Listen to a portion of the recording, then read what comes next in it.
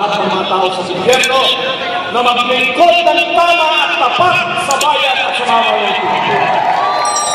Mabuhay mga bigyan at sa inyong lahat ng mga organizers sa reforma, maraming salamat.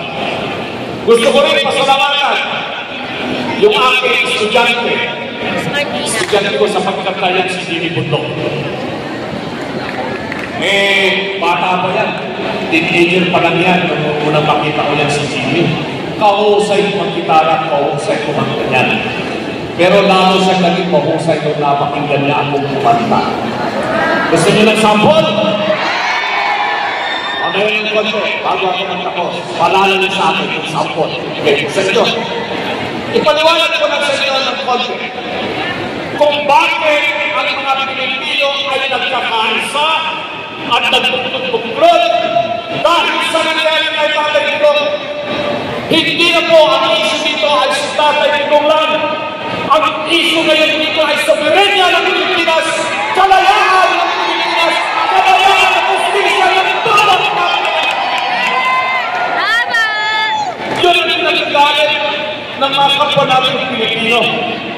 Saan ang panig ngayon kung makalagpunta magiging sa Amerika, sa Canada, sa Europa, sa Asia, sa Africa, sa Middle East, dito sa Asia, hindi man sila makatupete, hindi man sila makaparos, hindi man sila makakiyo, pero sila ay Pilipino at nagmamahal sa justisya ng Pilipinas.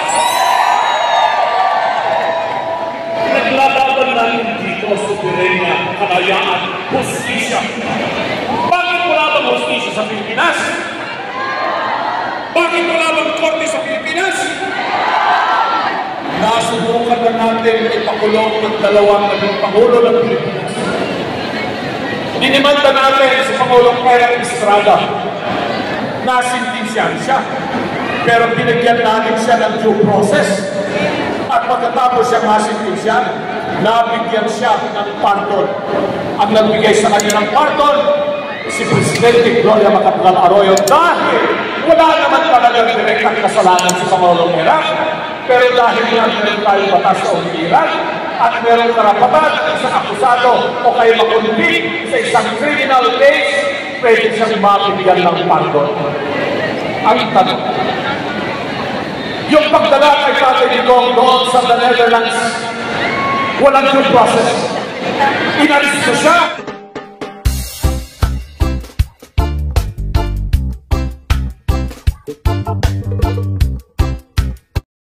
Saan namin nabaguhin ang saligang batas, pero napakahirap kong gawin yan.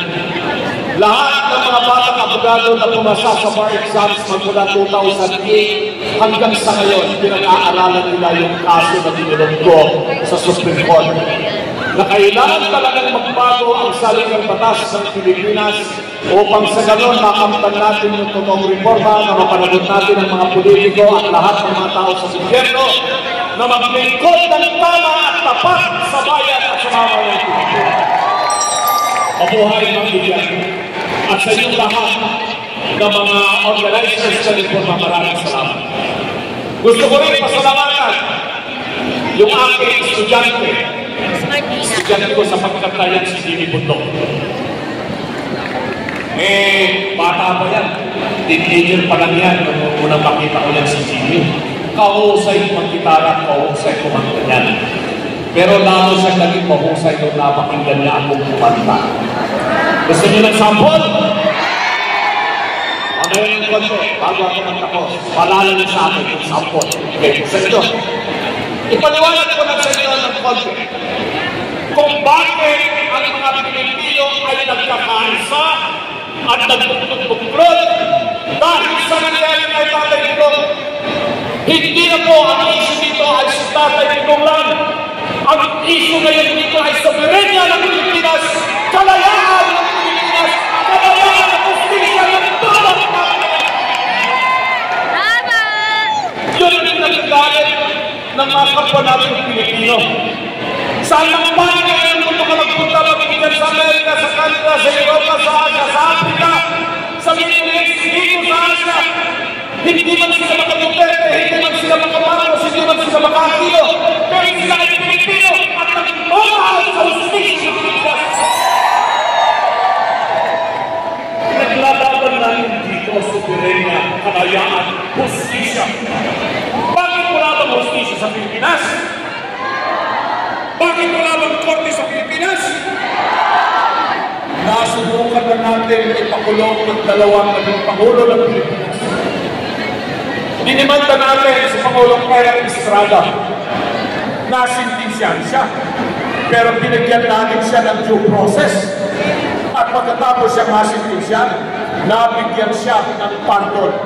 Ang nagbigay sa kanya ng pardon, si Presidente Gloria Macapagal Arroyo, dahil wala naman talagang direktang kasalanan si Pangulong Kaya. Pero dahil nga meron tayong batas sa umiiran at meron karapatan isang akusado o kayo makundig sa isang criminal case, pwede siyang mabigyan ng pardon.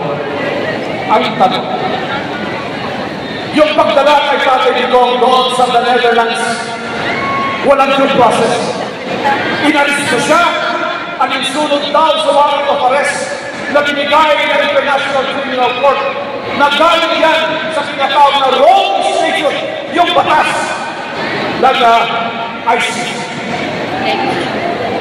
Kung ang basihan ng warrant of arrest ay yung Rome Statute, dapat lahat ng provisyon ng Rome Statute magpapailin kay Tatay Digong at kasama siya na ang kaso ay tinalang muna sa korte dito sa Pilipinas dahil natulong sa Article 59 Section 3 ng ating Rome Statute.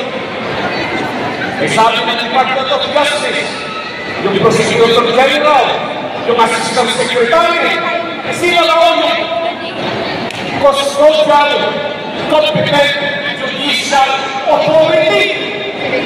Kailan talagang korte ang Department of Justice? Hindi ba ang Fiscal Defense, ang Department of Justice, hindi korte? Kaya ang pinagigit ko po yan sa television, sa walang galing ko ipatayong tono ng gobyerno. Ang sabi, hindi raw yung Rome Statute ang kanilang in-apply kung in the Republic of 1981, yung law against international humanitarian law, against genocide, against war crime, against crime against humanity. At nakalagay lang doon, hindi naman nila dapat i-extradite kasi sinurrender nila si Tatay Digong. Ha! Binaon nila yung kanilang sarili sa mas malalim na hukay nung binanggit po yan sa pagdinig sa Senado kasi maliwanag doon sa request ng Interpol, request ng ICC na kailangan extradition ang dapat nilang gawin kay Tatay Digong. Hindi surrender. Hindi surrender. Andun sa request yan, nandun sa diffusion. Yung diffusion order na galing sa Interpol na ang kanilang hinihiling ay hanapin si Tatay Digong, aristahin siya, tapos i-extradite sa Netherlands at pag-extradition, purely judicial proceedings po yan. Iyon ang hinihingi. Eh kung baga, ang hinihingi sa iyo pala ay suka, ang ibinigay mo pala ay program. Ganon ang nangyari dyan. Hindi dapat na surrender. O, i-surrender man yan. Pero meron pa rin tayo mga batas na umiiraw kung sinurrender mo ang isang mamamayang Pilipino na hindi voluntaryo siya nagsusurrender sa batas. Kailangan kang kumuha ng warrant of arrest pursuant to the provision of Article 3, Section 2 of the 1987 Constitution, which states that no person can be deprived of his life, liberty, and property without due process of law, nor shall he be denied of the equal protection of the laws. Neither a person can be deprived of his liberty without warrant of arrest to be issued by a judge.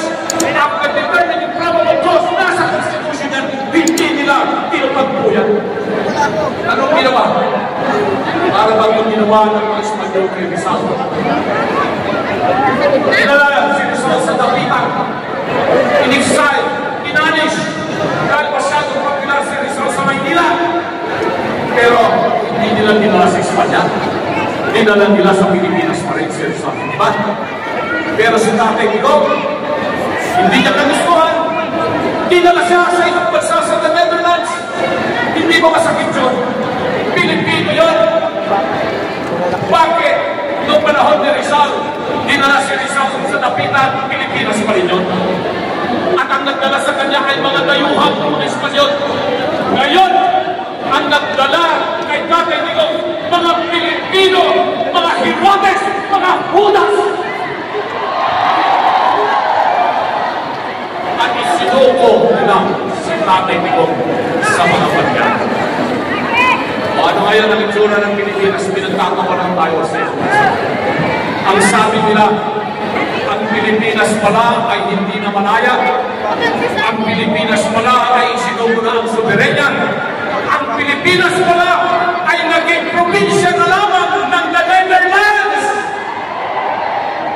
Payag ba kayo na gano'n? Hindi tayo pa. Kaya itong pagtipon-tipon natin ngayong araw na ito, buong po ito, hindi lang po rito sa Paco. Ngayon, doon sa aming bayan Pangaudan sa Pangasinan, at doon ang mahigit na 2,000 mga riders, mahigit 3,000 mga magsasaka, at iba-ibang mga grupo ang nagkakaisa sa panawagan nila habang sila ay nagse-celebrate ng 80th birthday ni Tatay. Ganon din po sa mahigit na 200 mga syudad dito sa Pilipinas. Sabay-sabay po ngayon na nagkaraos. Pero dyan sa Nueva Ecija, susubukan ko umabot po dyan sa Cabanatuan pagkatapos ito. Susubukan ko rin dumaan doon sa Pangasinan para tumalo sa kanilang pagkakas. Ito lang ang masasabi ko sa inyo, mga minamahal at tagamay. At tayo ay nasa sentro ng ating bansa. Malapit na po ang halalan, isang kalahating buwan na lamang ay halalan po. Nag-umpisa na rin po yung kampanya ng umal. Sana hindi po matapunan yung sinasabi namin mga kandidato sa pagkasenador. Na ang issue dito, hindi lamang si Tatay Digong. Meron pa tayong mahalagang mga issue na dapat po natin isipin. Una, yung impeachment ni VP Sara na gusto nilang maalis sa pwesto upang sa ganun ay mapanatili nila ang kanilang kapangyarihan sa mga susunod pang mga taon. Pangalawa, yung mga anuman niyang budget, i-explain po yan na po ni Budok, mamaya ng kontek. Andyan yung napakakulat na budget. At yung mga benepisyo namin sa PhilHealth at kung ano-ano pang mga benepisyo na kinuha sa atin, inilagay nila sa mga proyekto na ayuda at mga proyekto na pinagkakakitaan nila ng komisyon na malaki. Yan ang mga issue gawa ng palilimutan. At siyempre, ituloy-tuloy po natin yung ating pagdarasal para kay Tatay Digong, para kay VP Sara, para sa bansang Pilipinas, at para sa mga Pilipino. At ngayong larawan ni Tatay Digong tulad ng nasabi ko sa inyo kanina, wala pa akong may handog sa kanya ng konkreto na regalo. Kung hindi, subukan kong kantahin ang isa sa kanyang paboritong kanta. At pakinggan ninyo